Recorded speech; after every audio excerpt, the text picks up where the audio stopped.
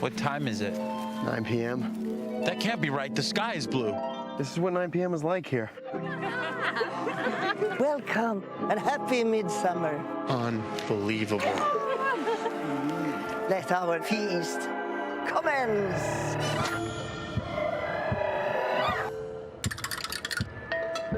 It's like they're trying to make it gross. What are they playing? Skin the Fool. Skin the Fool. Okay, there's a look at Midsommar. This is what we're calling a folk horror movie, and you may recall last year Hereditary came out from director Ari Aster. That was one of my favorite films of the year. He is back with his second movie, and there is no sophomore slump for this guy. This one is equally terrifying, equally disturbing, still has the gore, and I gotta mention, this movie is not gonna be for everyone. I'm gonna give it a good review, and I'm gonna get some flack for it because it's gonna disturb people, it's going to enrage people, it's gonna bore people as well. But let me set it up for you. Florence Pugh, who kind of rose to fame earlier in the year with a great movie called Fighting with My Family.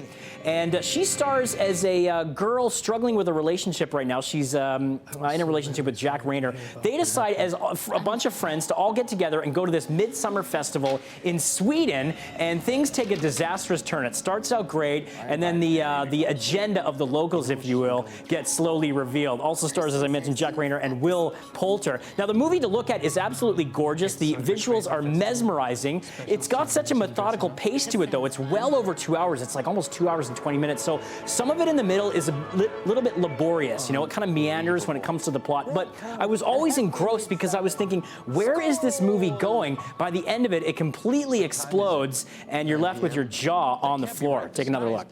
This is what 9 p.m. is like. Christian says that you've got some special thing planned.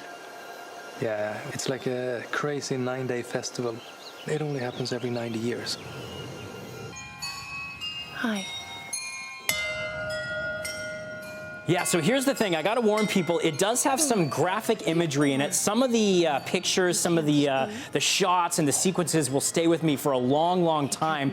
There is some nudity in it as well. So this is not going to be for everyone. It's not a conventional horror movie. It demands a lot of patience. Not everything is explained. I thought that was one of the frustrating aspects to it. So it's equally beguiling and confounding, but it's also gorgeous. I couldn't look away at it, and the performances are top-notch, especially from Florence Pugh, who leads this thing with such ferocity, and see what her character goes through. It is ultimately a movie about relationships and bad breakups, and it's all done under the veil of this really creepy folk horror vibe, which in itself is a subgenre. You know what? I was kind of on the fence. I walked out of it, kind of stumbled from the theater, not knowing what to think. Days have passed. I loved it. I want to see it again. It demands another viewing if you can handle it. 4 out of 5 for Midsommar.